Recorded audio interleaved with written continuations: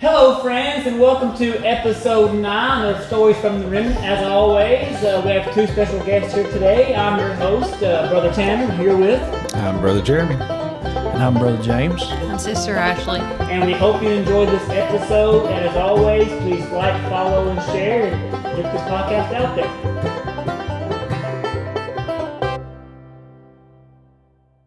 All right, friends, and again, welcome to episode 9 of Stories from the Remnant. I'm so glad you could join us. Like I say, we're here with two very special guests today. We have Brother James Logsdon and Sister Ashley Logsdon. I'm glad they could join us. They've been a part of the church now for as long as I can remember, since I was a baby. Probably since before I was a baby. But we'll get into some of those stories. I know they grew up in youth together and a few of those things. So I guess, as always, I always say this and my wife makes fun of me, but I guess we'll just jump right into it. So whoever wants to start, tell us a little bit about yourself. Go ahead. Oh, me go Yeah, first? you go first. So I'm Brother James Logsdon, as he said. I'm 40 years old, and I've been associated with this church since I was about 11. The people of this church since I was about 11. But I have 4 kids, have 2 daughters, 2 sons. Yeah. I don't know what else to say. I mean, Well, I'm a truck driver by trade, and I'm just happy to be here. Well, Brother James, he sings on our worship team, sings almost every Sunday and Wednesday. Him and Sister Ashley both help a lot here with different skits and the youth and Vacation Bible School. Mm-hmm. If you've came to our Vacation Bible School and you've seen any of the decorations, they do a lot of those, and they're very, very talented when it comes to that. Their daughter, who's sitting behind the scenes right now, she's very talented in that as well. Like, I've had her make stuff for me for youth. There's an artistic family. It's really awesome. But Sister Ashley, tell us a little bit about yourself. So I am Sister Ashley Logsdon. I am 39 years old. Brother James and I have been married. It'll be 16 years and 2 days. We do have the 4 children together. I am in the process of going to Western Kentucky University to become a teacher. I actually just accepted a job at an elementary school that's locally here. Nice. I like to do a lot of stuff with the church. Like he said, I am one of the VBS directors here. I'm a Sunday school teacher for the teens. Mm-hmm. We would love to have your kids in Sunday school. I do the drama director for the youth, and I just absolutely love working with children. So, yeah. And 2 things before we get farther in the episode. First thing is, because Brother Jimmy wants to mention it, I can tell by looking at him. It's killing me. I'm rocking this mustache. Brother James said it reminds him of Goose from Top Gun, which I will take. Yeah. That's a compliment. Yeah. But no, I just wanted to have some fun on this episode and have a mustache. I'll shave it when I get home, so all my work, friends won't see it tomorrow. But I just wanted to have some fun and have a mustache for today and see your reaction. It's mainly why I done it. So, any comment on the mustache? Google did say that Goose was the top one. That I mean, you because looked like. I can keep it for the church service. Yeah. I don't know. I just, I don't know. I kissed my wife goodbye before I left and came here, and she thought it felt kind of funny. But, I mean, other than that... As you walked out, she said, "What an idiot." That's exactly what she said. But the second thing I want to mention... Well, first of all, comment how great this mustache looks on me. That's the first thing. Second thing is, I want to give a special thanks to Brother James and Sister Ashley because they brought 2 gifts. Yes. I have got the double-decker fudge round. Those are my favorites. So those are pretty good, by the way. I ate one earlier. I've had one before. They're awesome. And then for you. That's very good. See how it is. Mm-hmm. Anyways, Brother James, I'll talk about this, has brought him some homemade Danish wedding cookies. Very good. Mm-hmm. And he said, I mean, how does it compare to the real They're pretty good. Danish cookie? They're real good. So there we go. I mean, but I am appreciative of this. Number one, because I'm fat and I like them. Number two, it's distracting me from the mustache. Yeah. So when I have a hard time looking at you, I'm just going to stare at the cookies. And maybe That's a eat. good idea. So, I guess the first question, I've asked this to a lot of our guests, is just, and whoever wants to go first can go first, but where did you grow up? What was childhood like? So for me, I grew up in Summershade, which is a really small town, about 30 minutes from here. A lot of people don't know this, but I actually grew up on an 83-acre farm. Nice. My parents' home and my grandma's home, when they were connected, I grew up on the farm, tending to the farm. We had tobacco fields. We had cows, pigs, chickens. You know, I was out there milking the cows and working the garden and going with my grandma to find the cows when the cows come up missing, and going down to the corn crib and feeding the cows. And I was just constantly doing all the farm stuff, and a lot of people probably don't know that about me. So We've talked about this on a few episodes now, and I was, on a farm until I was 5 or 6, but I just don't think the farm life is for me. I mean, I wouldn't have it any other way. See, me and my wife have talked about, hey, maybe we could, my dad owns a farm and, dreams of building a house out there and all these, different things. But, the more I think about it, I would love that. But also, I think I would love it for, I'm going to go to the pond and fish. I don't think about the actual work on the farm. And maybe that's just the laziness coming up in me. Or maybe it's because, I've just never had to do any work on the farm. If you decide to, though, take that mustache and grow it down here. Get you a cowboy hat. I'd be like, what's his name? Sam Elliott. No. When I'm an old man, I could be just like Sam Elliott, minus all the cuss words. No. Anyways, but no, I just don't think the farm life would be for me. I don't know. See, that's actually something that I really miss. Even though we live on a farm, we don't have the cows and the chickens and the pigs and stuff. And I really miss that. I miss the smell of it. I miss all of that. And I hope to one day have that. Yeah, I think I can do it a little bit, but like I said, I think the waking up at 3 or 4 in the morning, let's milk the cows. I don't know. Well, that's not all I was farms. a child. I didn't have to do it. That's get only up that dairy early. farms. You don't have to. You can be a beef farmer. Yeah. But even that, I mean, you still gotta. I don't know what beef farmers do, but you still gotta. Still a lot of work. You still a lot of work. Still a lot Still a lot of of work. work. Still a lot of work. Yeah. So, Brother James, how about you? Growing up as a kid, how was So it? I grew up around Cave City, Horse Cave. Pretty much all my life I've lived in this area. But I grew up around a farm, we didn't live on a farm, but we lived out in the country, kind of in between Horse Cave and Cave City. And, when I grew up, it was, the family was a lot closer than what families are now. I spent every day as a little kid, my grandparents babysat me while mom and dad worked, since they both worked public work. And, every day that's one thing I can remember is being with my grandparents, in which I know you don't remember Papa Barry, but it was every day either Papa or Mama would take me to Dairy Queen and we'd get an ice cream cone. And if it was Mama, we'd get an ice cream cone, we'd eat it, and we'd go back to the house. And if it was Papa, we'd get an ice cream cone and we'd take it to Cave City, to the gazebo by the railroad tracks, and we'd eat it as we watched the train go by. And that's what I can remember growing up. We grew up and it was always family together. Yeah. That's one thing I want to say too about my family, that I don't want it to go underappreciated. Sometimes I'll be talking to someone and it's we'll be just discussing family and things like that. It's I see my family all the time. Not her, but because they live 6 hours north. But my family, especially, whether it's going out to eat or coming to the house and hanging out on the back porch, I see them multiple days a week. So, I'm very appreciative of that. I'm very appreciative of having a close family that's loving and just close the way they are. And I'm glad we still kind of, my immediate family at least, has kind of held on to that a little bit. But I've heard a few stories about you, Brother James. I haven't heard as many for Sister Ashley, but what were you like as kids? I mean, Go were ahead. you? I mean, I feel like you were mischievous. Me go first? But I could Yeah, you be go wrong. first. I was an angel.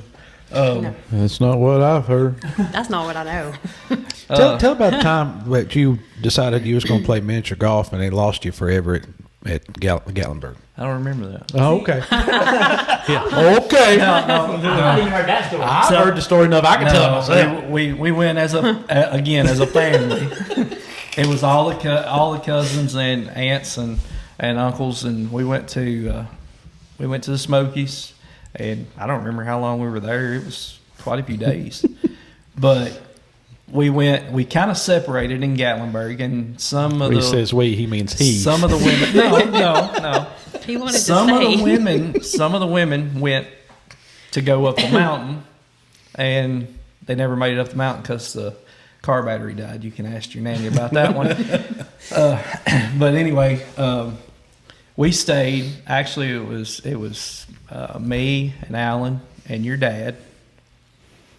I can't remember exactly who else was with us. There was a couple others. There was a couple others with us, but in middle of Gatlinburg, the Stars and Cars Museum, there was a mini golf right there beside it.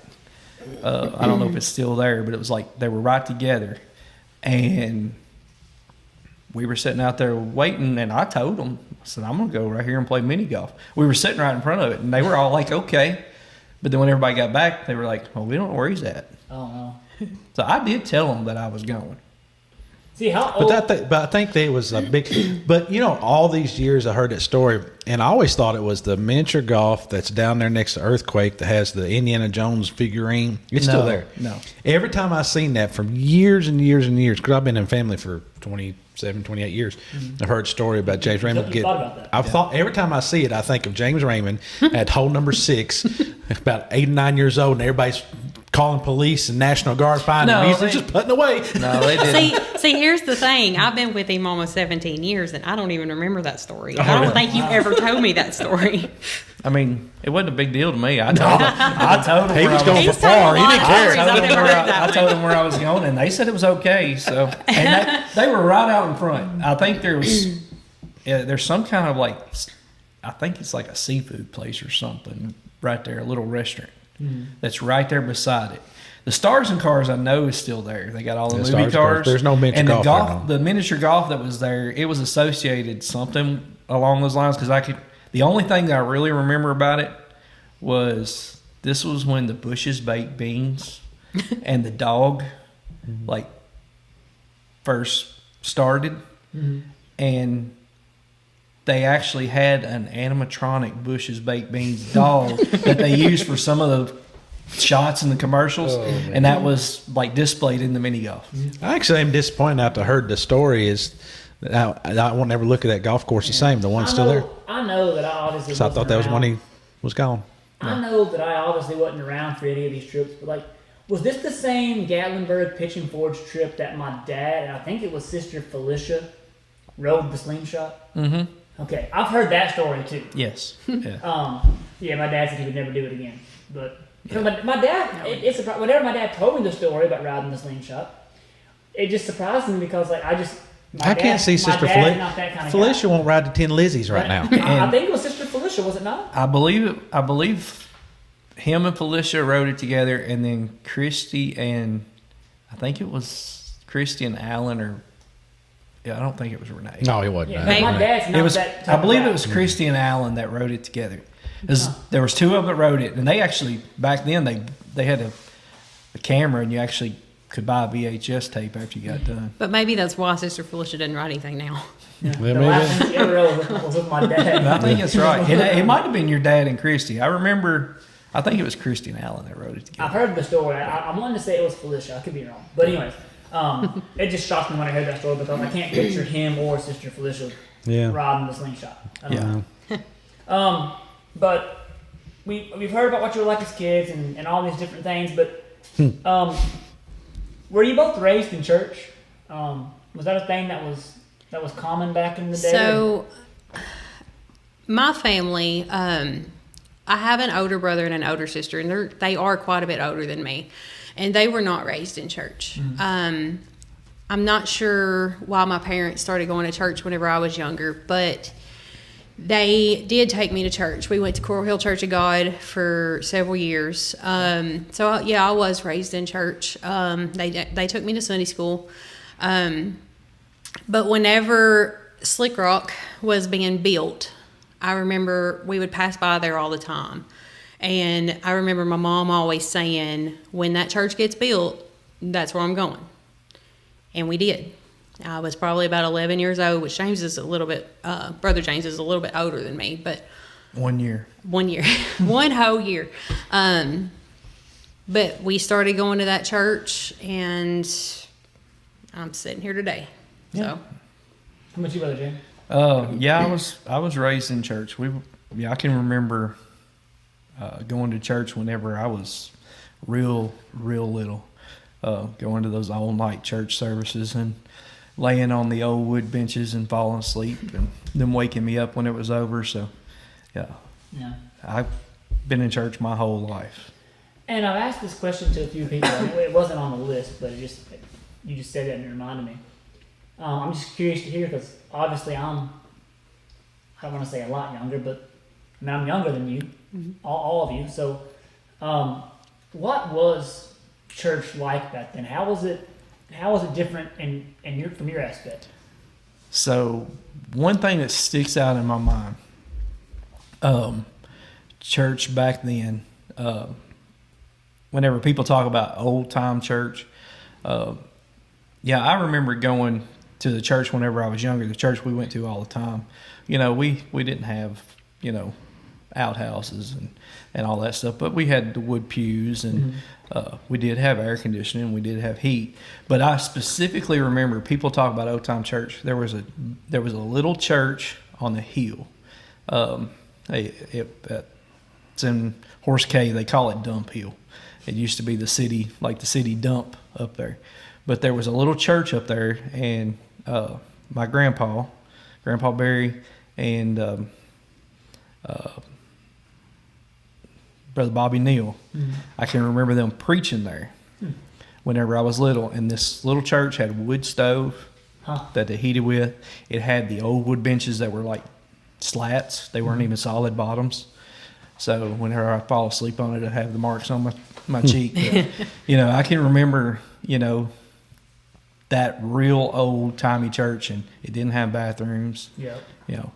But I've told stories where I've sung with my grandma, bluegrass gospel, music, traveling around, and we sung in a bunch of churches like that. But a lot of the ones we had sung in, they had they had added air conditioning, they had added heat. They kept the wood stove in there just because I guess it just the way it looked and all that stuff. They still had the outhouse outside, didn't tear it down, but they had indoor plumbing now. But it was just always cool, at least just seeing that how it used to be. I don't want to get on my high horse here, get on my pedestal, but I will for a second. People back then, what I've heard anyways, there was nothing that would stop them from getting to church. Yeah. They wanted to go. It could be the middle of winter. They're going to go. They might be cold. There wasn't no indoor plumbing. The heat might have not been the greatest. The pews were hard as a rock and they were wood, but they were going to church. Even if they had to walk there, they were going to church. And now we have all these amenities, and there's still people that struggle or will not come to the house of God. And when you compare that, it's like if we still had that same hunger and desire, like imagine how the Spirit can move in a church service. If everybody still came with that same hunger, that same desire. Yeah, It's true. yeah. The one thing about church back then, and we used to, while you were talking, I remember the church that we used to go to. Me and my sisters would go with our aunt and uncle when we would visit them in Bowling Green, and the church is still there today. And it's called the Old Log Church in Richardsville, and or we called it the Old Log Church in Richardsville. And the guy that pastored there, he pastored for years. He drove the van, went around, picked up the kids, took them to church. But this church was made out of logs. It had outhouses. I think it still has outhouses today. It still has the wood benches, I'm pretty sure. But the thing was, people back then, they didn't go to church for the padded pews and the air conditioning and heat. They didn't care about that. Yeah. They went to serve the Lord, and it was completely different. I think about the old churches at Cades Cove and like places like that too. Like, how cool would it be? I'm not saying I want to go back to it and like, be in that kind of church forever. Because I mean, if I'm being honest, I have got used to having all the modern amenities. However, like, how cool would it be to go back for like one Sunday morning back in like the 19 whatevers or the 18 whatevers, and just be a part of a church service. Like, I don't know, I just think that'd be really, really cool. And at Cades Cove, I know there's still churches that will go out there once or twice a year and have services out there. I think I think it's really cool. They do it. I'm gonna answer they your do it Man's question. Cave once a month. I'm going to answer your question real quick. And I'm not going to go as far back as all of that. But one thing that I have seen change so much from whenever I was younger, I'm talking about like teenager, to now, is the youth. And I wondered whenever I was going to be able to mention this during this, but whenever we were growing up, our youth group was so close. It didn't matter if you were 11 years old, 6 years old, all the way up to 18. We were so close. We did everything together. And the kids, they would actually like welcome other kids in. Yeah. I mean, if it wasn't for other people welcoming me in, I probably wouldn't be sitting here today. But that, to me, is the biggest difference. Yes, we have an awesome youth group. But sometimes, like, you'll see those smaller kids going and doing their thing and the bigger kids going and doing theirs. And if somebody, like a new kid comes in, they almost have to be put in a situation where they interact together before they'll actually interact. And that is the biggest thing, because the youth group, to me, the youth needs to welcome in the youth. Because like I said, if it wasn't for our youth group, there was just so many of us. And some of them have gotten out, but most of them are here or in other churches, and we all still really communicate for the most part. And I think about that too, even from when I was a kid and you were a youth pastor. I mean, Sister Portia showed me a picture on Sunday, which it was of me and like 8 different other members of the youth, and I'd forgotten that I was the only like boy my age in the youth group. It was a picture of me and like 9 girls. but even then though, I think like Elizabeth Bailey, me and her were like best friends growing up, or like things like that. You really don't, to your point, you don't see that as much anymore. See, that's the thing, is that they go away for a little while, but if you're raised in church, and you'll remember that, and you see so many, I mean, it may take years, but you see so many come back. Yeah. And then speaking of me, I was just as crazy then as I am now. But speaking of Sister Ashley and Brother James, I remember one time that this story just came to me. We done a lock-in at y'all's house. Oh, Lord. And I had a baseball game that night. I was like a freshman in high school. And got back from the baseball game and went straight to their house for the lock-in. It's like a Friday night. And I remember I was, you know where I'm going already? I think so. And the video's out there somewhere. If we find it, I'll post it. But I was standing on a 5-gallon bucket, I believe it was, right by the fire pit.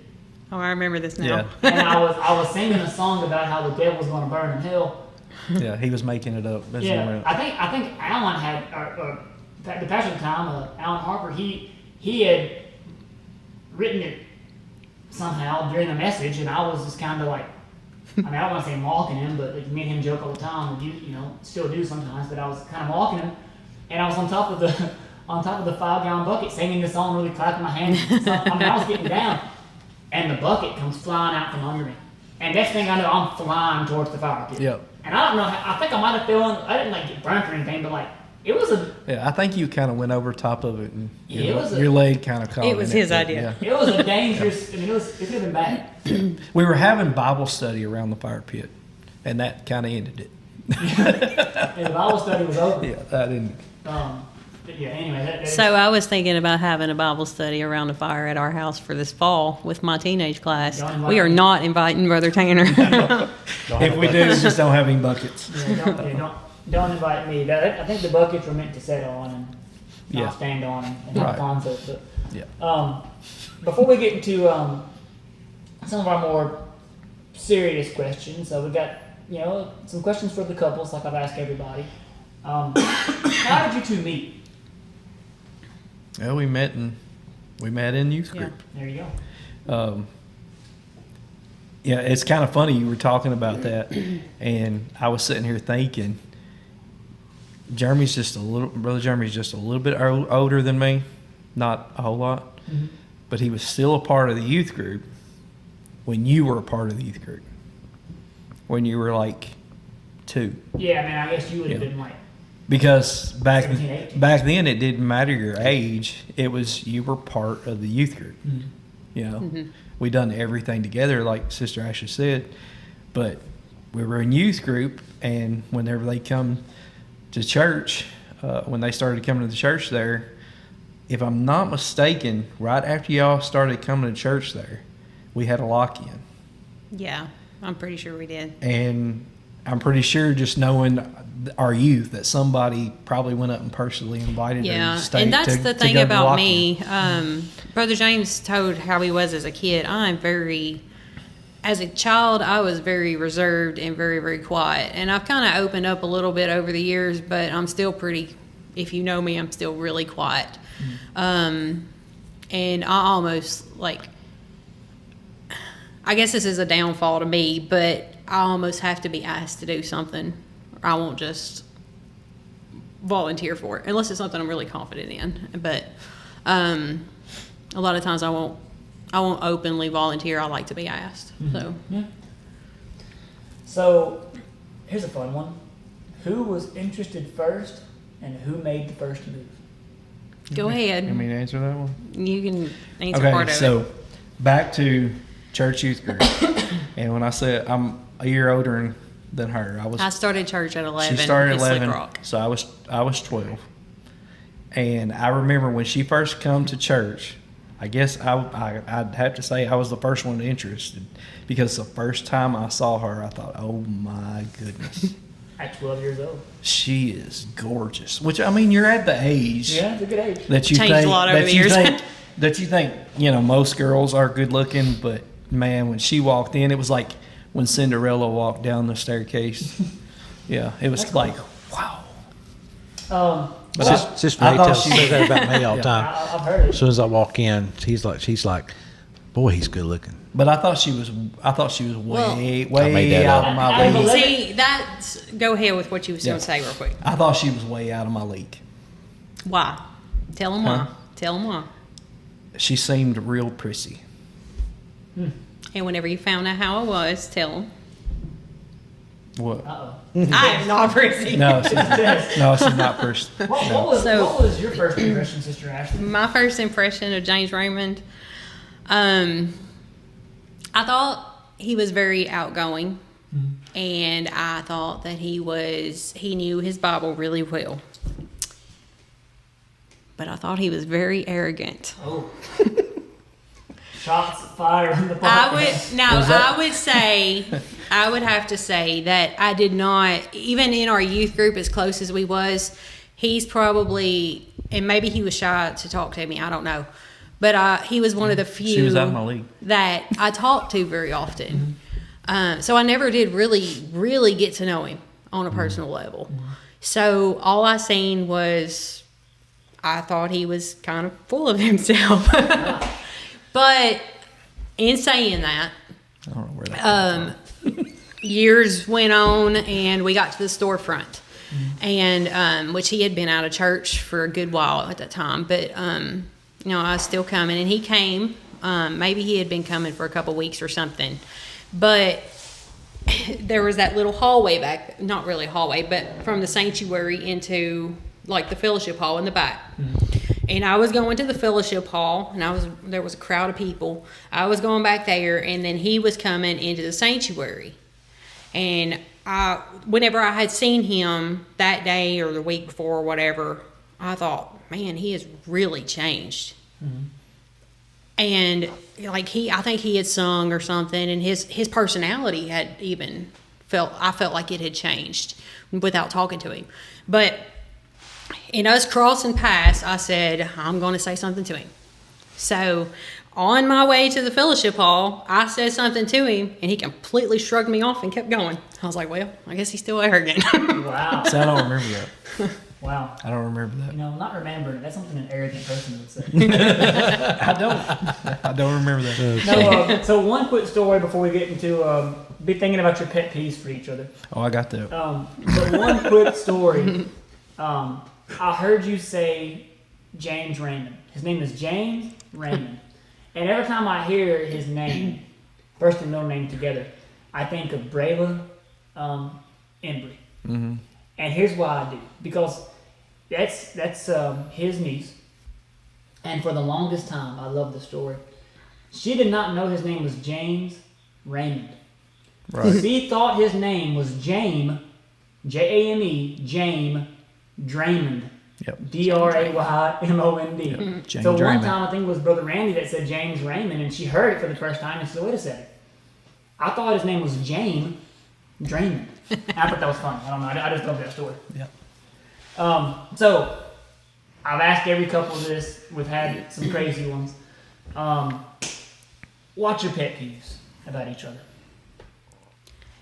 Who's going first? You want to go first? Okay, I'll go first. All right, so I've got like 2 or 3.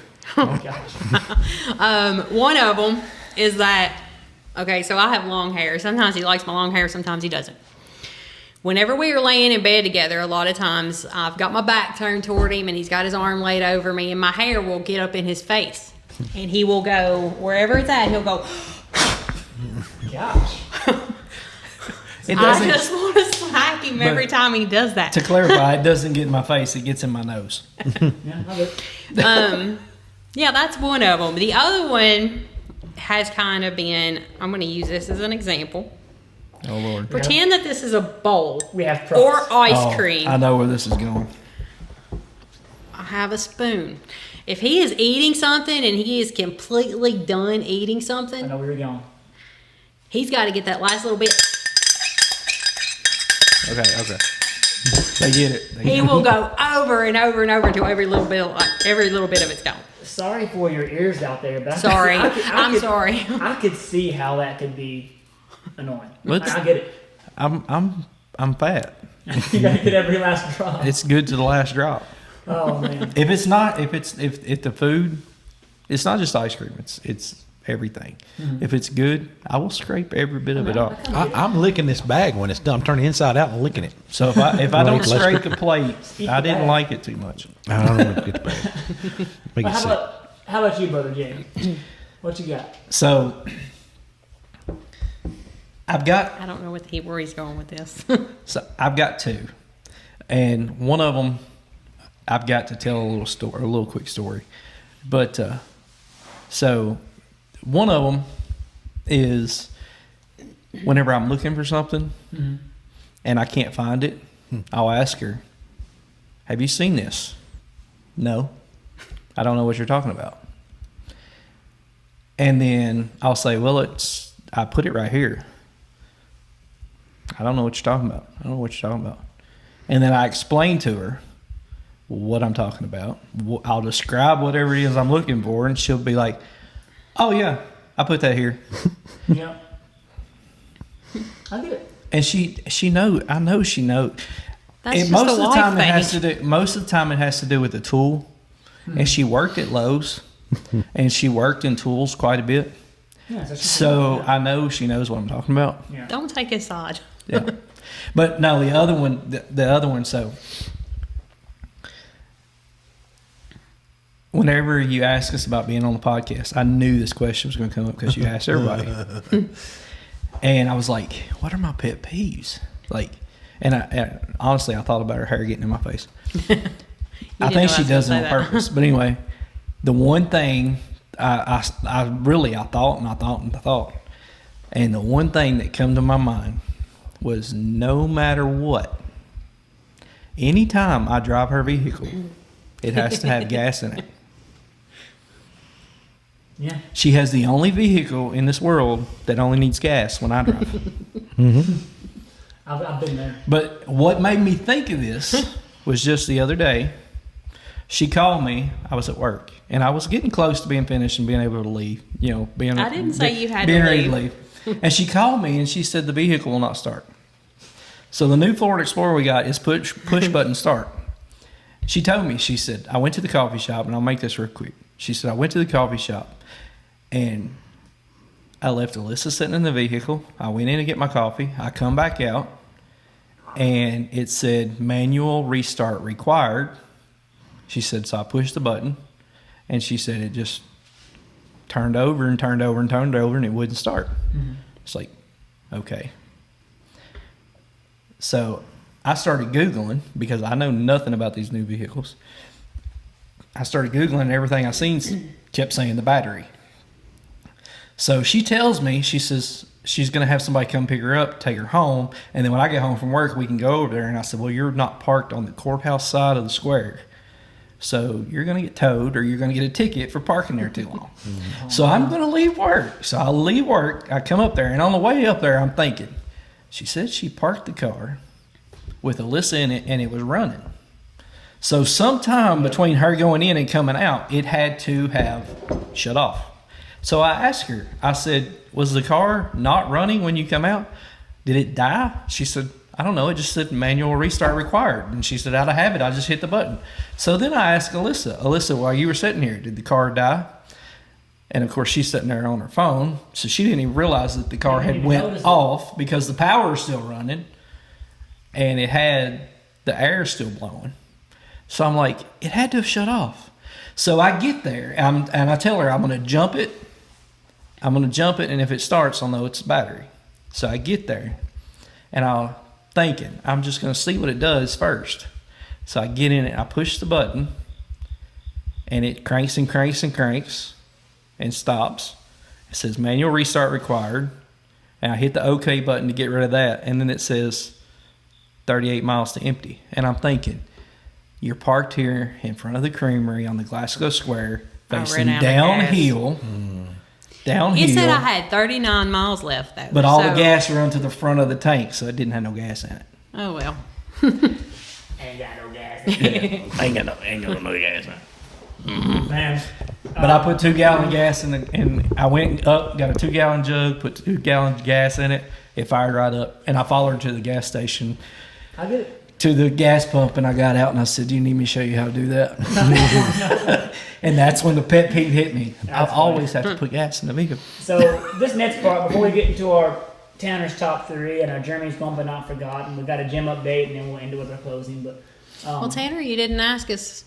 You didn't ask us about our first date and stuff. Oh, he all right. We got to cut that in there. Let's do the first date story, and then we'll get into Elijah's story, your son, for about 10 minutes there, and then we'll tell a funny church story, Tanner's top 3, Jeremy's Gone But Not Forgotten, gym update, and then we'll close it out. So let's start with the first date. All right. So I had to throw this in there. So our first date, we went to, it was Black Friday. We went shopping. We went shopping in Nashville at the Aubrey Mills Mall. That was my first date. Yes, it was. But we went, and that was Black Friday. And what a lot of people don't really know about us is that we were together for a while and nobody knew it. Mm. None of our families knew it, but just a couple people. And then we actually separated for a good while, and nobody knew it. And whenever we got back together, he called me and he started talking to me again. And he was over the road, and he said, if you want to be with me, you marry me. And that was 3 days later we got married. Wow. 3 days later, something like that. I guess I am arrogant. We went to the courthouse and we got married, and there we are. Wow. She was playing me back and forth. But nobody knew. I had talked to Sister Christy, which is his sister. I had talked to her about him before we ever went on our date or whatever. So I guess I was, at that point, I was the one that was interested. But it just, nobody knew. Yeah. So when you So guys, we literally, I'm sorry, I didn't mean to cut you off. We literally got married at the courthouse and come to church. Was it a Wednesday night? Yeah. It was a Wednesday night, or we were having a revival or something. I think it We was a came to Wednesday church night. that night and then told everybody we was married. okay, that makes sense. That's my question. I was gonna ask, like, did no one know you were married? Like, no one knew. They You did got after married, church no that one night. knew. So, you were Well, married for 3 days and no one knows. So actually, I think it was maybe a revival or something. Actually, Brother Randy and Sister Christy and our best friend from church when we were younger, Becca, knew that we were married Yeah. because they came to the courthouse and witnessed for us. But no one else knew. Nobody else knew. knew. Nobody had a clue that we were See, I would have together. been a kid when this happened. And we had, whenever we first, I said my first date was Black Friday the year before. We got married on August 27th. It was that long that nobody knew that we were together. We were separated for a while. Yeah. We just didn't tell It's a nobody. neat story. And our first date wasn't supposed to be a date. It was supposed to be shopping for our kids Yeah, because we were- each one so of us have a kid out of I had our first marriages. I had a daughter and she had a son, and we were going shopping for our kids as friends. Yeah. And the funny thing is, we bought nothing for our kids. Nothing. Me and Sister Soren's first date, I was going to buy some stuff, and I ended up buying nothing. I just walked around the mall for 3 hours. That's what we did. Yeah. But I think about 10, 15 minutes here. I'll let you guys do a lot of the talking here. I don't have a whole lot of questions about it, but just take about 10 minutes and tell us about your son Elijah and the testimony there. So, Elijah 10 was minutes. a lot. That's why I started talking. So, Elijah started. He was born in 2015.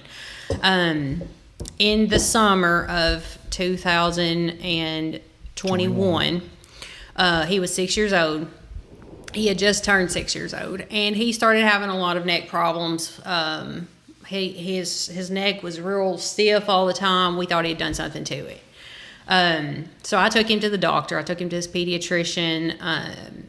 Between 4 different doctors, they done X-ray, CT. They done an MRI, but it was without contrast, and they done some type of other test. Everybody told me I had a perfectly fine little boy, that nothing was wrong, that he had just must have pulled a muscle or something. Pulled muscle. Growing pains. So, it got worse. I had that mother instinct that something was wrong. So I took him back to his pediatrician, which that was the first place that I took him. And whenever I took him back to his pediatrician, she done like the neurological test and everything, and everything was fine. But she told me, she said, if he starts having tremors, you don't worry about calling me. You don't worry about bringing him back. You go straight to Norton Children's. Mm-hmm. We literally left Glasgow Pediatric Associates, went to the dollar store that's on the corner by 5 Star, and we was in there, and I was getting him some ibuprofen, and he started having tremors there in the store. So I went home and I told James Raymond, I was like, I'm taking him on to Norton's. And he said, you're going tonight? I said, yes. So we took him, just us, and we took him up there, and we sat in the room all night. And finally, there was a shift change in the morning because they had ran all kinds of tests. But when the shift changed, there was a doctor that came in, and she said, I'm going to run an MRI. We was like, okay, they already done an MRI, but okay. So they went to the MRI. That was supposed to have been was it an hour or 30 minutes? Hour. So it was supposed to have been a 1 hour MRI, and you know more about this part than I do. So they took him for the MRI. We were 'Cause waiting. my mom was gone. We were waiting in the triage room. This Norton's Children's, when they take you back to the ER, they don't like take you to a triage room and then take you to a room. Yeah. They have like different triage rooms. Yep. So they have us in this little room, in which the part she didn't tell, and when I look back, that this was God working this out. She was so tore up that she would have never made it to Louisville. And I was driving. I'm home the job I had, I was home every day.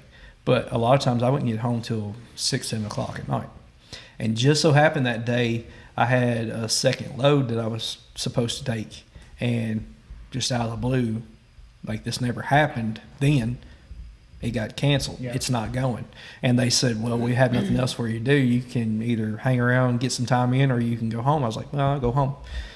And I left and went home, and I literally pulled into the driveway, and I had not got out of the vehicle yet when she pulled up. Yeah. That's how quick it worked out. And within 15 minutes of her getting home, we had everything. We were on the road. Back in the vehicle, and we were on our way to Norton's. But when we got there, they put us in this little triage room, and they took him back for the MRI.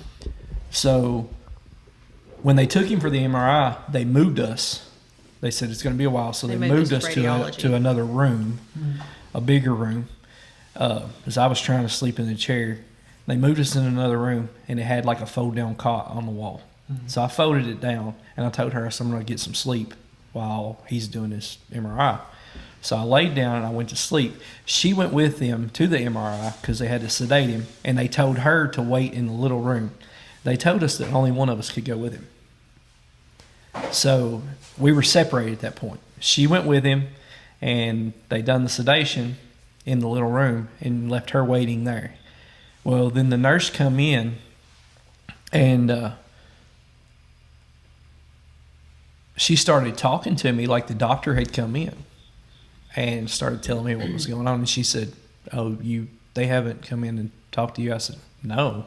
And she asked where my wife was at. I said, she's in the little room that they waited in. They said I couldn't go back there. So they took me back there to her. And as a parent, this is the worst situation. When we walked in, the chaplain was waiting outside the door. And when I seen the chaplain waiting outside the door, I instantly knew something bad was wrong. Mm-hmm. And that's when they told us Elijah had a 6-inch tumor at the base of his skull that run down his spinal cord, and that they were going to do surgery to remove it. That was on Friday morning at about 4:10 in the morning. Yeah. And they were going to do surgery on Sunday morning at 9 o'clock.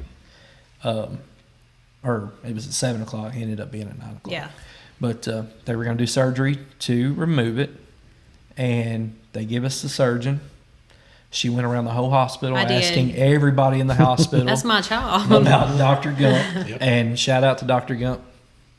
He's the best child neurosurgeon. So I don't mean to cut you off, but for the night before the surgery, so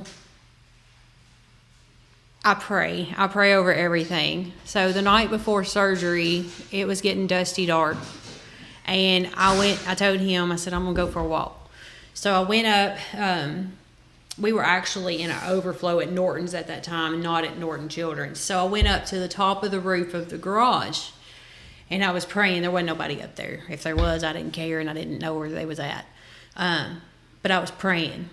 I was like, God, you got to tell me something. You got to show me something that my little boy is going to make it through the surgery. Because whenever the surgeon had come in and talked to us, he let us know that all consequences were on the table, including death. So I did not know that he was going to make it out. I may have had one more night with my son, and that was it. So I was praying. I was like, God, you got to show me something. And of course, I had my eyes closed, and I was just praying, and you could see all of Louisville. When I opened my eyes, straight in front of me, there was a cross on top of a church. That cross would have lit up all of Louisville. And the funny thing about this is that church is burnt. I don't know. It's completely gutted. I do not know. Well, I know why. It was God giving me confirmation that he was going to be okay. But whenever I closed my eyes, I could see all of Louisville, and that cross was not lit up. I don't know if the sun was shining on it a certain way or not, but it was confirmation for me from God that he was going to be okay. But to keep the story short, they done the surgery. The surgery was supposed to take about 7 hours. It took a little over 9. Mm-hmm. The surgeon come out, said everything went good, but they hit a nerve in Elijah's arm during the surgery. started to affect his arm, so they stopped. And he wasn't sure that if he got all the tumor or not. So when we seen Elijah, he woke up in the NICU, and he had no feeling in his arm. He couldn't move his arm. He couldn't move his neck. His neck And- was like this for about a month or Yeah, so. but his arm, his left arm, he couldn't move it at all. And the neurosurgeon said that he may come back, it may partially come back, it may not come back at all. But at that point, we had our son back. Yeah. Whether he could Right. move his arm or not, we had him back because we Right. could have very easily lost him. So in the process of this, we start talking to different ones, and we start looking. That they still had not told us anything about what it could be or anything. But when you start looking at his age and the size of the tumor and the location of the tumor, anything that you search, it's the worst childhood cancer that a child can have. Because it's at the And- base of his brain. yeah, and most of the time it's terminal. Most of the time they only have, a year or 2 years. Yeah. So whenever he come in on that Wednesday, she was in the shower, and the neurosurgeon come in, and I told him she was in the shower, and he said, "Well, I just want to give you the results." He said, "I didn't tell you anything before." He said, "Because I was 99.9." We like to say this part. I was 99.9% sure that from the size of his tumor, his age, and the location, that I was going to give you the worst news of your life whenever I got the pathology results back. He said, but he said, if you could, which he knew we prayed. He knew we were praying people because we prayed with him and the nurses before they went into surgery. And he said, if you could pray for your child to have cancer, this is the kind of cancer that you would want your child to have. So 0.1% chance of him having the best Just cancer, terminal, the best cancer. And the doctor said, in my career of 38 years, I think Something it like was, that. 36 years, something like that. He said, I've seen this 3 times, and your child's one of them. No. I mean, there's the miracle right there. I mean, Yeah. So he done 14 Well, months of radiation because they he, weren't sure of if the tumor was gone, and then not radiation, chemo. Chemo, went good. He got sick and everything. He got all the feeling back in his arm. He was able to move his arm within just a few months. He was being able to move it, yeah. doing physical therapy. But one more thing, we went back in January of 2025, right? It was last year. Yeah. Every time that we meet, we do follow-up scans. We meet with all of his doctors, and they come in, and the first thing they do is they start talking to Elijah and cutting up with him and picking at him and different things. And we could hear them talking outside the room. And then they come in, and they go right straight to us, and they're asking us, is he doing okay? Is he moving okay? Is he eating okay? Is he going to the bathroom okay? Is any issues? Like, he's perfectly he's fine. fine. He does whatever he wants to do.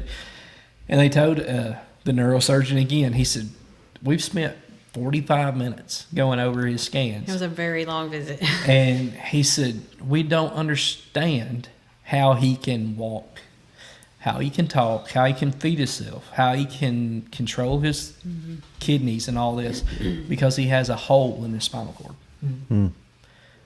But then you're probably thinking, like, I can tell you how. Yeah. But the neurosurgeon told us, he said, your son should be a paraplegic. Yeah. And I remember when I preached last Sunday night, I mentioned this.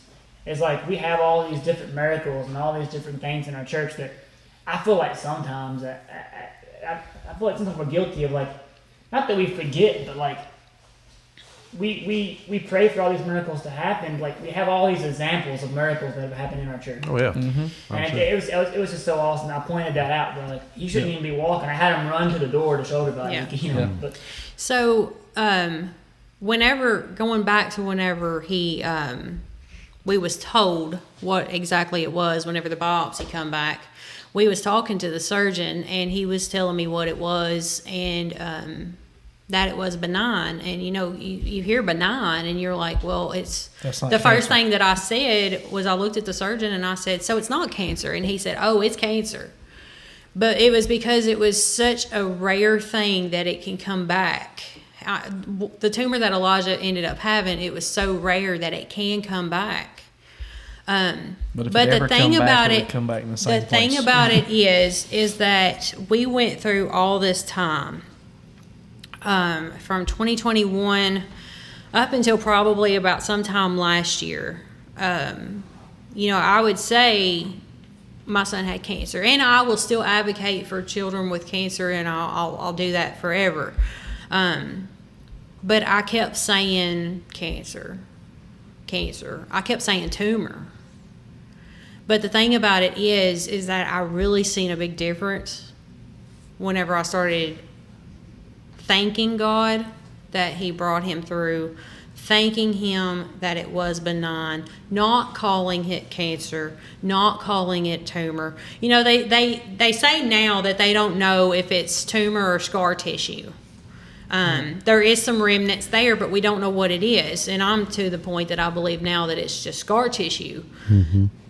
But it was whenever I changed the way that I talked. Yep. And I started telling people, they say he's got a tumor, but I think it's just scar tissue. I believe it's just scar tissue. And whenever I prayed, that's what I would say. And then the last scans that he had, we went different times. Like we would go to 6-month scans, and then we would go to 3-month scans, and then we would go back to 6-month scans because it might look like it had grew just a little bit, or then we go back and they'd say, no, we was wrong. But the thing about it is that sometime last year, when my vocabulary changed, when my prayers changed, I prayed for my child, absolutely. But whenever my prayer language changed, we went back in April. Was it April the last time that we went? I think so. We went back in April, which that was 3 months from the previous scan. And the team's entire demeanor had changed because it showed the scans showed no progression, no evidence of progressive disease. Yeah, no evidence we had of never heard anything like that. Yeah. I had actually, he read it and then I read it because you get the results beforehand, Yeah.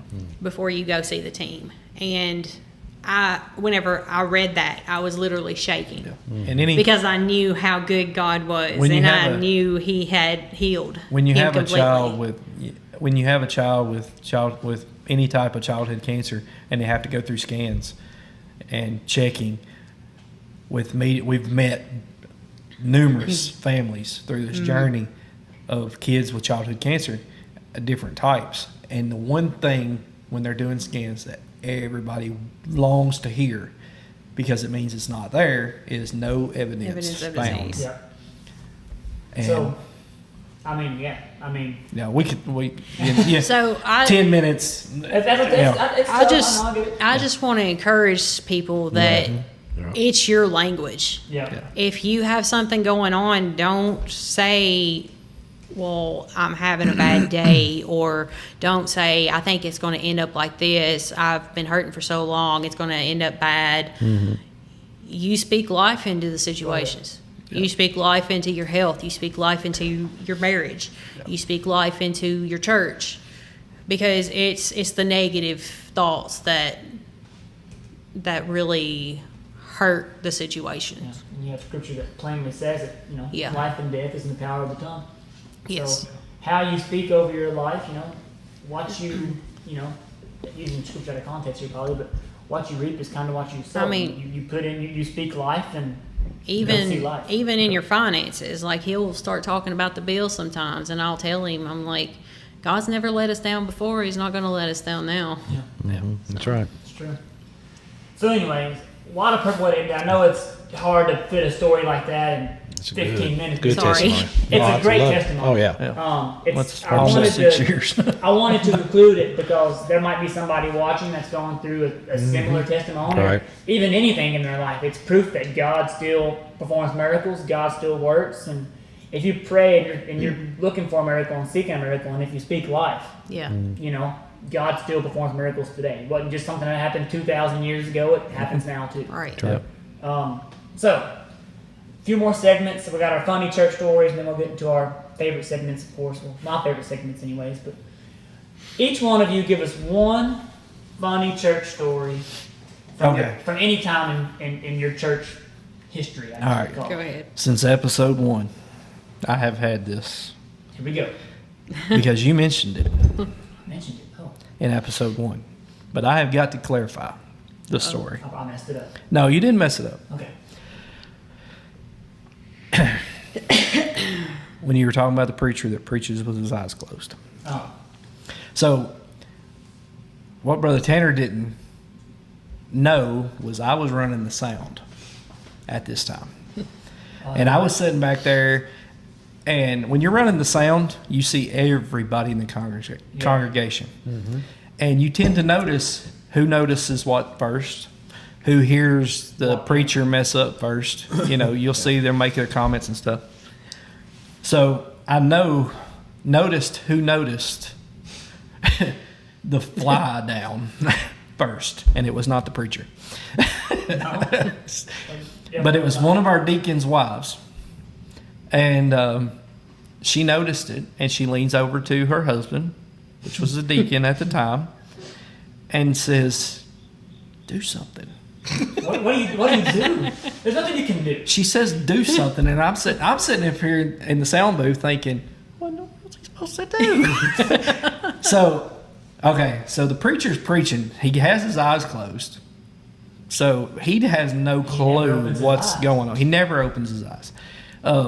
There's a lot of times that you think he's going to fall off of the because he gets right at the edge and he's got his eyes closed. But he's a great preacher. He's a He's an wonderful, awesome great preacher. preacher. Awesome Yes, preacher. awesome. Love him, Awesome. love him to death. Yeah. But the funny part was not about him with the slide down, It was because the you couldn't see anything. It was the You couldn't see anything. Oh. But so the deacon gets up, and he's about 5'4". He's shorter. He gets up, and he comes walking back toward where I'm at. And in the crow's nest where the sound's at, there's like 4 steps that goes up to get into it. And he gets up in the middle step. So he adds like a foot to his height. He gets up in the middle step, and he's standing there, and he's waiting for the preacher to open his eyes. And he knows, evidently, that he's going to only open his eyes. We all know he's only going to open his eyes for a second. So when he opens his eyes, I'm sitting up there, and I'm trying my best not to bust out laughing. I'm trying to run the sound. At the time, you run the sound and the camera. So I'm running the sound and the camera. So if I'm laughing, I've got my hand on the camera, it's going to be doing this. So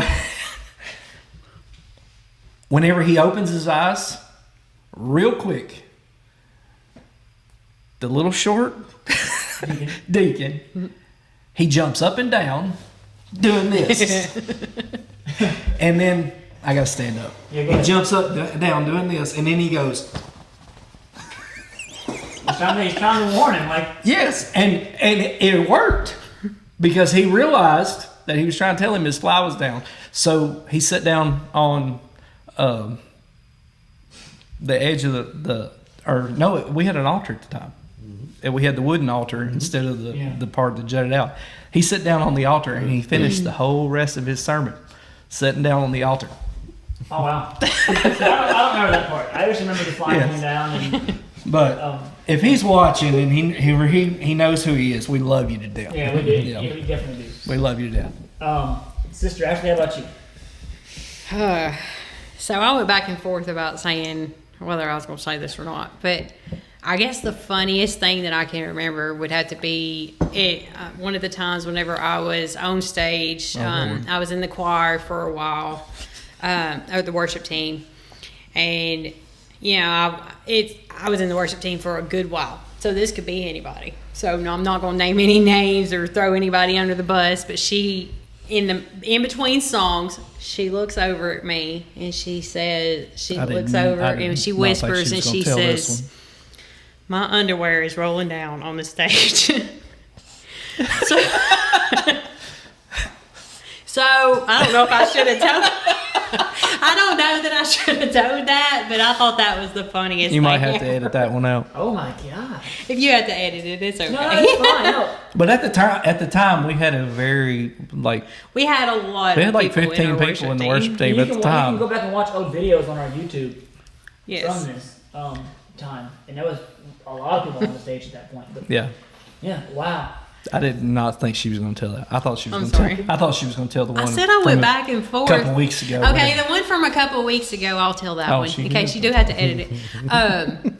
So a couple weeks ago, we was in church. Brother Jeremy was preaching, and he said something about road rage, and I forgot how it was. He said something about road rage and that your children are watching you. and about mouthing the person that drives. Yes, and Alyssa Bad. was sitting beside of me, and I looked over at her and I said, "Sorry." And And the whole everybody in the church church. Yeah. I think everybody may have heard it, but confess Sister your Renee. faults one to Hey, another. we are not Catholic. Yeah. However, around here we do practice confession. Yeah. But the funny thing was that Alyssa didn't even know what I was talking about, but everybody else in the That's church funny. knew what I was talking about. So That's fun. So no, I mean, those are all good stories. It's good to tell some funny church stories and just get them out there. I mean, church is serious. It's an important thing. I don't want it to be taken that it's not. But like, I mean, being a Christian can be fun. Yeah. I mean, it's not, anyways. I it don't can wanna be get on that. scary on stage too. Yeah, that too. But anyways, now it is time for Tanner's Top 3. And I don't know if you guys ride roller coasters or not, but we talked about it on last week's episode, and today's Tanner's Top 3 is your top 3 favorite roller coasters. And I mean, I've rode a bunch of roller coasters. I've been to the roller coaster capital of the world. Shout out Uncle Keith for taking me, Cedar Point. So I've got a really awesome list, but I'm still jealous. yeah, it's an incredible place. But anyway, we'll start with Brother Jeremy. Top 3 favorite roller coasters. Yeah, so Brother Tanner talked to me today at work, and I thought I had 3 in my head, and I got thinking, Keep talking. a lot of people don't think that I am, don't picture me as a amusement park enthusiast, but last episode, I said how much I love Yeah. music theme parks. But anyway, I would say my top 3 would have to be number 3, and I didn't have time. I should have looked them up. You could have looked up it for me. But 2 of them at SeaWorld. I love SeaWorld in Orlando. Good part. The only SeaWorld I've ever been to.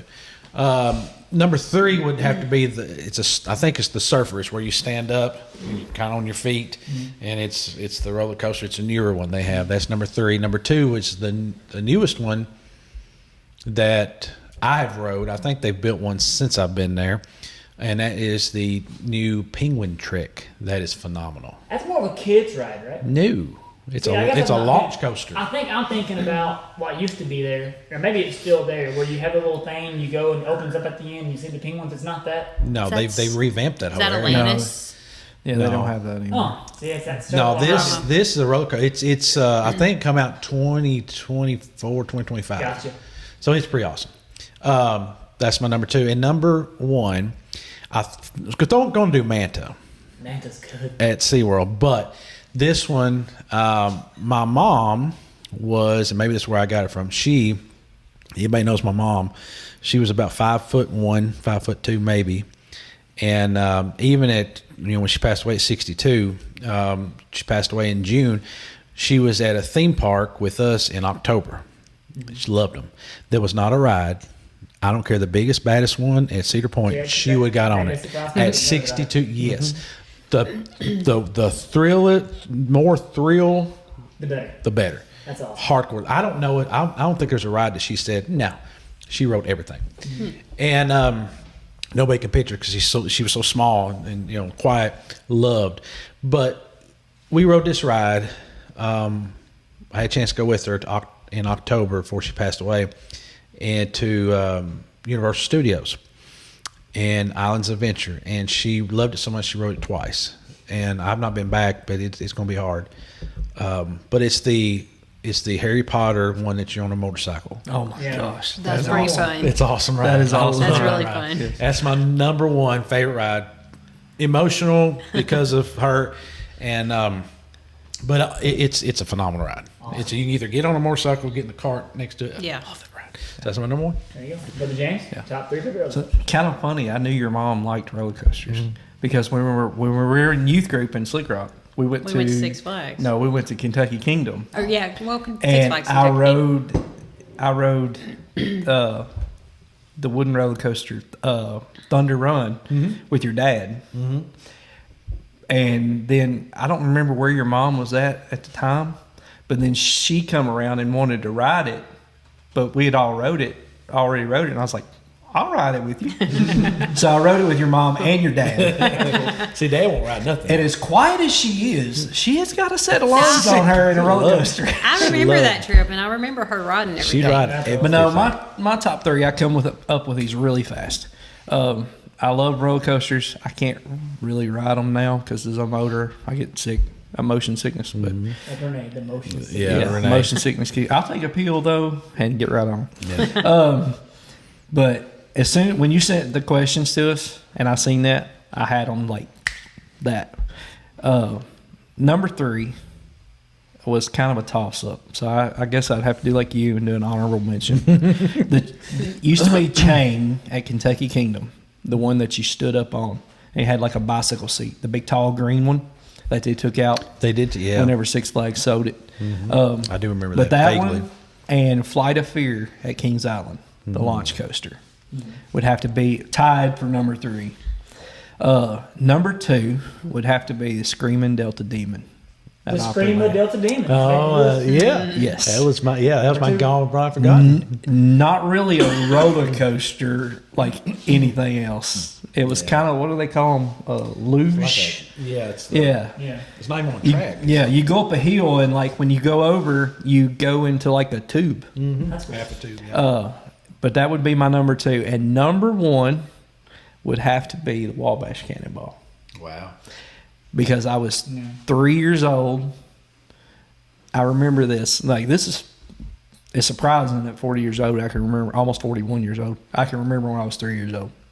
But we were there with our family, with mom and dad, my sisters, and I cried because I was too little to ride Wabash Cannonball. And I will never forget the first time, I only got to ride it once.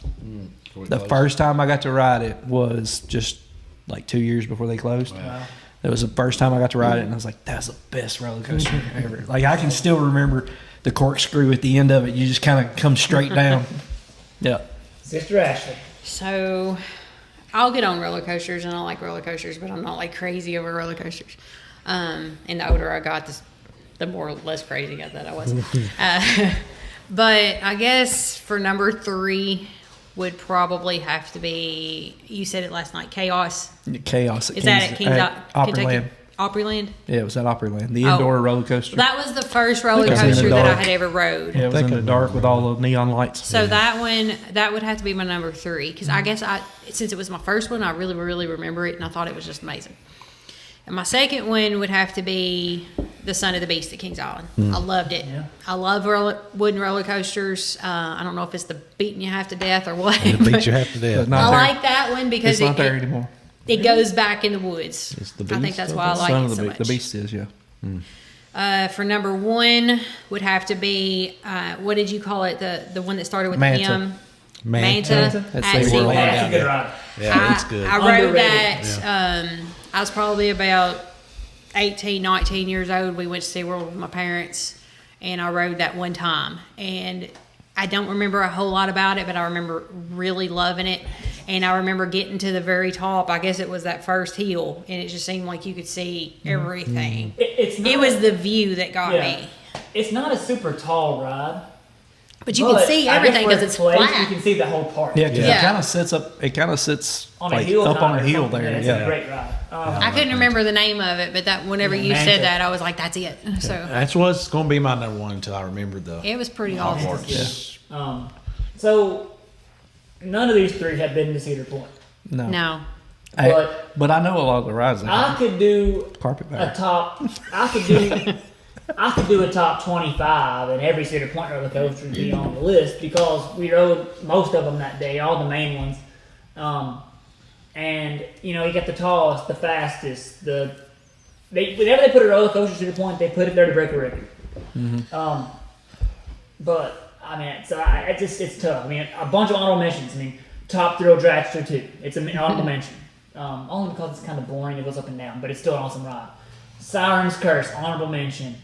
I mean, Mako at SeaWorld, honorable mention. The Voyage to Holiday World. But any roller coaster at Cedar Point that's not on my list, honorable mention. They're all great. I actually really like Face Off at Kings Island too. As small as it is, I really like Face Off. Yeah. I don't know why, but I just do. Also, special honorable mention to the Wild Mouse. I don't know, I just love that ride. No, That's you a horror, was that's you a had horror left. story. You were not there. You had left. You had left us. We I'll got let you stuck tell on this the. story. We got Yeah. stuck on the ride. Oh no, so maybe I shouldn't give it a while. It Well, was, I no, was no. terrified for my life. They set us A in few there. weeks ago. They set us in there so we would spin because certain way you load it, you'll spin, Yeah. and if you even out the weight, So it won't sitting spin. at a table like this, there was nobody in Yeah. these two seats, So and me and they James put- were sitting in they those put two all seats. the weight over here, and Elijah was over there. Oh yeah, Little Elijah was was over there. Poor So Elijah. whenever it comes toward the end where you really get to spinning, I don't know where I was at. We didn't stop spinning. Like we were whipping. Oh, wow. Well, like I mean, we were whipping. I mean, like, you it did wasn't not at spin. the end. It was You like did still not at the top you did whenever not, it started. You did not spin like this on the scrambler. It was Okay. horrible. We were spinning like to the point. I love the Wild Mouse, but to the point I was like, this is too much. So when we come in at the end, where the spinning slowly stops, and we stopped sideways and come into the station, and we had to wait on them to call maintenance to come up there and unlock the Get you car out. and spin us around so we could get out. Yeah. And he said, "You spun too much." So yeah, shout out to them. Number 3, I'm going to go with Manta at SeaWorld. And it's going to be tied with Siren's Curse and even tied with Top Thrill. They're all number 3. Number 2, and I will get made fun of for this by my family in Ohio, so comment whenever you see it, if you do see it. But one of my favorite rides at Cedar Point that we rode was a ride called Raptor. It's a green roller coaster. I think it's green and purple are the colors, but we rode it 2 or 3 times today. I think twice, but that ride was awesome. It's a little bit older, one of the older roller coasters, but it's an incredible roller coaster. Shout out to Raptor. And then number 1, without a doubt, and I think this is almost unanimous across all the roller coaster enthusiasts, and I got to ride it, and it's a great hybrid roller coaster. Half wood. It used to be all wood, and they put a steel track on it. Steel Vengeance. Steel Vengeance is the greatest roller coaster ever made. I don't have to ride any of the other roller coasters in the world. I know that's number 1. That's the number 1 roller coaster I've ever rode. It's awesome ride. Lasts forever. And also I'm forgetting some other shout outs too. I mean, like Maverick at Cedar Point, awesome ride. Anyways, if you get a chance to go to Cedar Point, all the roller coasters could be in my top 3. But yeah, number 1 has got to be Steel Vengeance. If you ever get a chance to ride it. I think you named 15. I've seen POVs of most all of those. I had to name them all because, like I said, they could all be in the top 3 for a different reason. Yeah. Whether it be they're fast or they're tall or Yeah. whatever the case may be. Yeah, But I am jealous. I've always wanted to go to Cedar Point. you should go. Next up, we have Jeremy's Gone But Not Forgotten. Let's hear it. Well, I told last week that I had one for this next or last whenever we, yeah, This the is last my- episode. This is my favorite part, by the way. Oh, well, thank I'll you. give you credit. Well, thank you. I told I was going to go to theme park, but since with theme park, I'm going to wait and do my other theme park one next episode. Gotcha. Because while I was on a trip, we just got back yesterday, still a little jet lag, slept 2 hours last night. But Sister Renee and I got back from Hawaii. While I was somewhere, I cannot remember, we were somewhere at a restaurant or we were somewhere at a airport. Anyway, the movie Sandlot Yep. was playing. One of your favorite movies. It's up there. And I seen this in their kitchen, and it brought back memories. And talked a lot about Mom today, I guess. But I know Brother James, pretty sure Sister Ashley will know. You will not know. But I wish I had some stats. But in the pantry or on the counter of the Sandlot was a loaf of bread. Roman meal. Mm-hmm. Roman meal bread. Yep. Roman meal bread. Roman meal bread. Today. It was in the 70s and 80s. It was the bread. Mm-hmm. It and Sunbeam. That was it. Yeah, I think Yeah. Sunbeam. I think the bread. It ain't been long since we talked about Sunbeam. Yeah. It ain't been a couple weeks.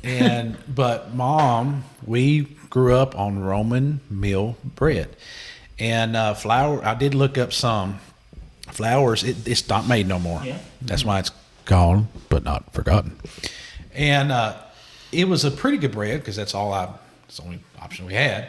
But it was a wheat bread, but it was like in the early 1900s when it was created. And they created the little mascot, had a little Roman soldier on the end of it. And it was an orange, yellow package.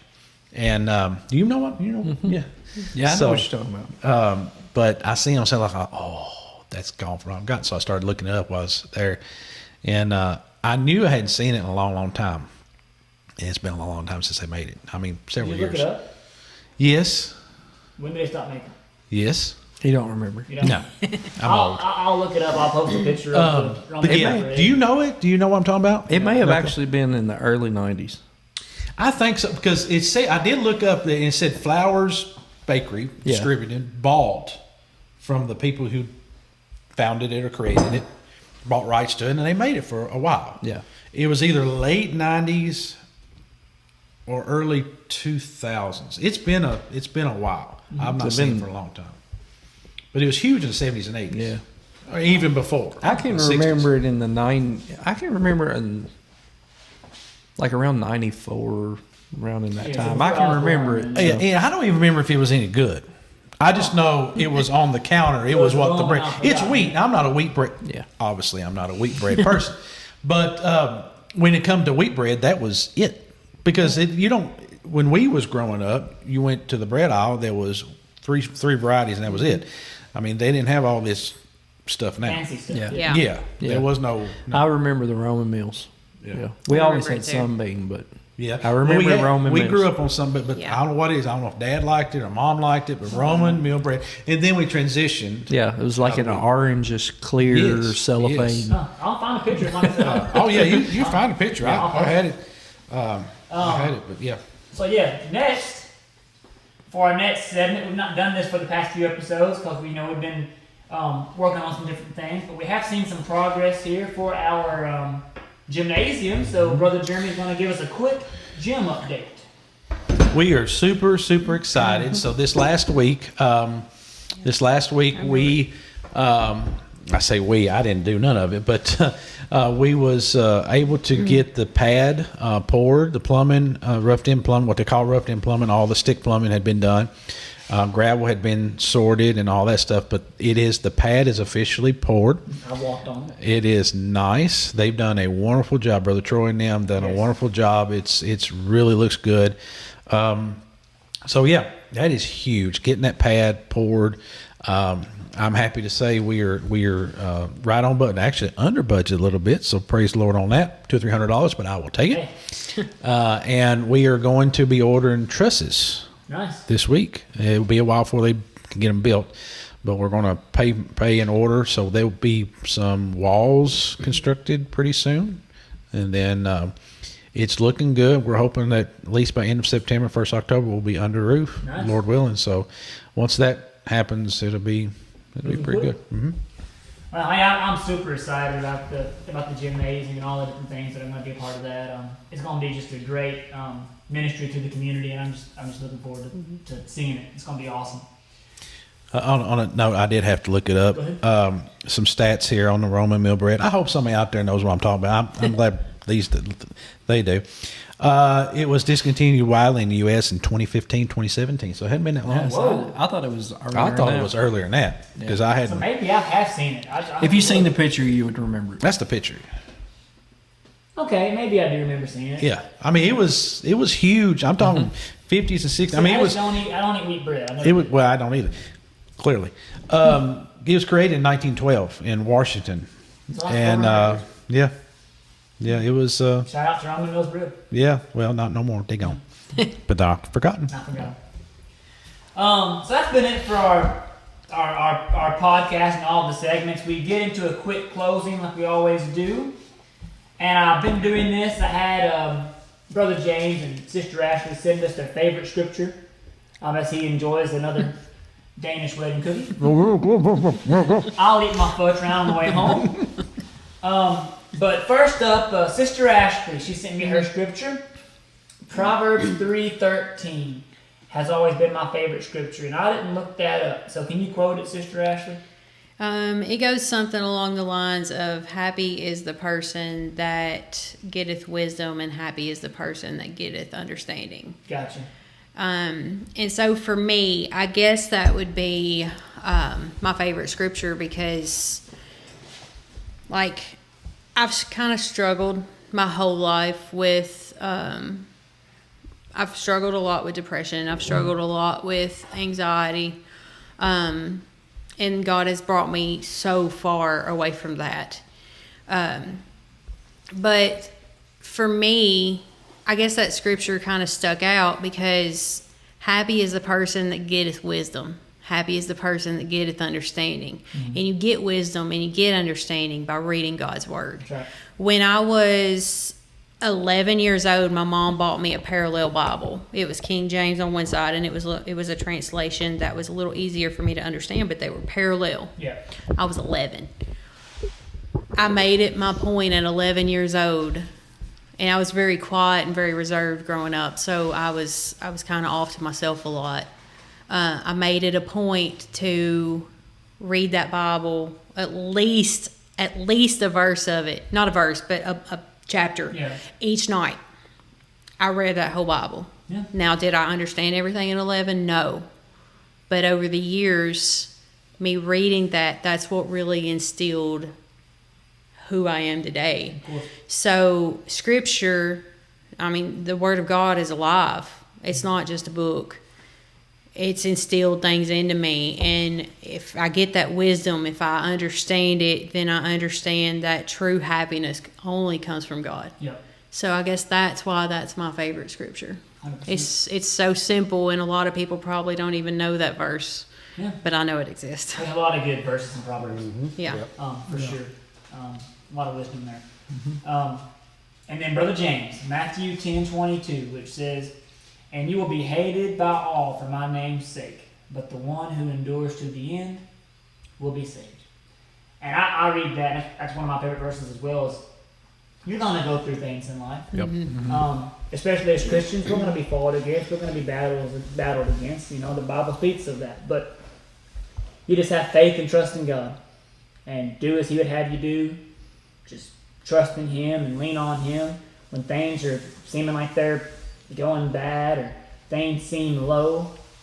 Just hold on to God. Right. You make it to the end, you'll make heaven your home and be there for eternity with Him. Anything you want to add to that, Brother James? It'll all be worth it in the end. Yeah.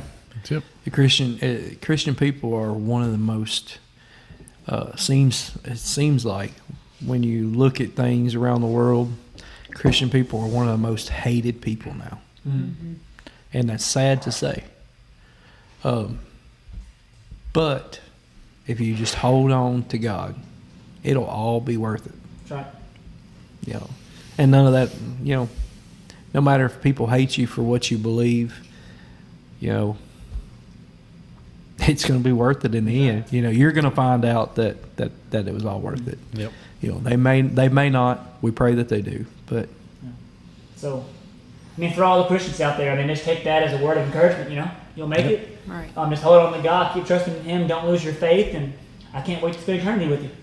Yep. But that'll do it for episode 9 of the podcast. It's been great having Brother James and Sister Ashley here and hearing about how they met and their childhoods and all their testimonies. It's been great having them. And hope you enjoyed this episode. Like always, just leave a comment, like, subscribe, and share. Get this podcast out there. And Let us know about your top 3 roller coasters and about the Roman Mills bread and all the different things we discussed. And, Roman meals. And this. Roman meals. Yeah.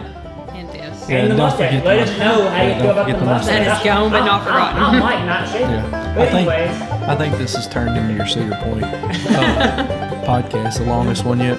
We broke records. yeah, probably broke some records, but anyways, hope you enjoyed the episode, and we'll see you next time on episode 10 on Stories from the Remnant.